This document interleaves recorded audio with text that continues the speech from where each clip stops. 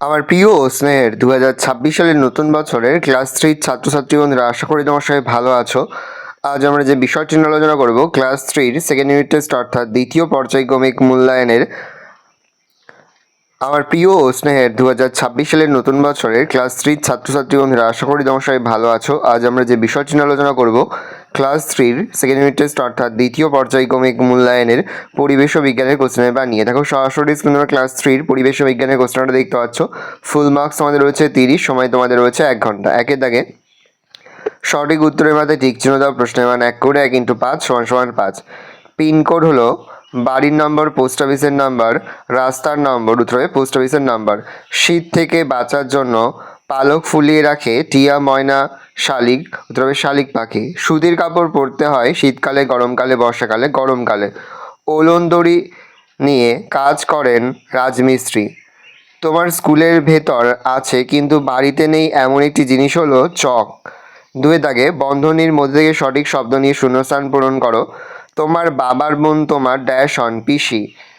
যারা এক জায়গা থেকে অন্য জায়গায় ঘুরে বেড়ায় তাদের ড্যাশ বলে যাযাবর। সিনথেটিক উল পাওয়া যায় ড্যাশ তেল থেকে, খনিজ। ঝড়ে ড্যাশ বাড়ির বেশি ক্ষতি হয় উঁচু। ঘোড়ার গাড়ি চালায় যারা তাদের ড্যাশ বলে কচুয়ান। বাম দিকের সঙ্গে ডান দিক মেলাও। বীরভূম হচ্ছে সিউড়ি, হুগলি হবে চুঁচুড়া, দক্ষিণ দিনাজপুর বালুরঘাট, নদিয়া, কৃষ্ণনগর, মুর্শিদাবাদ, বহরমপুর। চারের দাগে সঠিক বাক্যের পাশে সত্য আর ভুল বাক্যের পাশে মিথ্যা লেখো।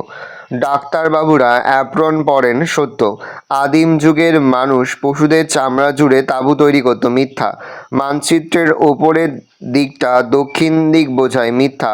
পালকির বেহারা একটি লুপ্ত জীবিকা, সত্য।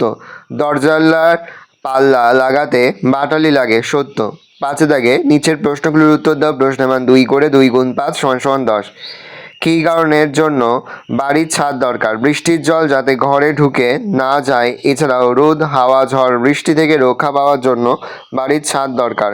বর্ষাকালে মহিলারা সিনথেটিক শাড়ি পরে কেন? বর্ষাকালে মহিলারা সিনথেটিক শাড়ি পরার কয়েকটি কারণ হলো এগুলি দ্রুত শুকিয়ে যায় ও ওজনের জন্য শাড়ির তুলনায় হালকা হয়। ভূমিকম্পপ্রবণ এলাকায় কী ধরনের বাড়ি করা দরকার? ভূমিকম্পপ্রবণ এলাকায় কাঠের বাড়ি তৈরি করা হয় কারণ বাড়িটি ভেঙে গেলে ক্ষয়ক্ষতির পরিমাণ কম হয়। কিভাবে চিঠিতে ঠিকানা লিখতে হয়? যে চিঠি পাঠাচ্ছে তার নাম বাঁ পাশে লিখতে হবে এবং যাকে চিঠি পাঠাচ্ছে তার নাম ডান পাশে লিখতে হবে। বড় রাস্তার পাশে বাড়ি হলে কী কী অসুবিধা হবে? বড় রাস্তার পাশে বাড়ি হলে অনবরত শব্দ হবে ও ধুলো উঠবে।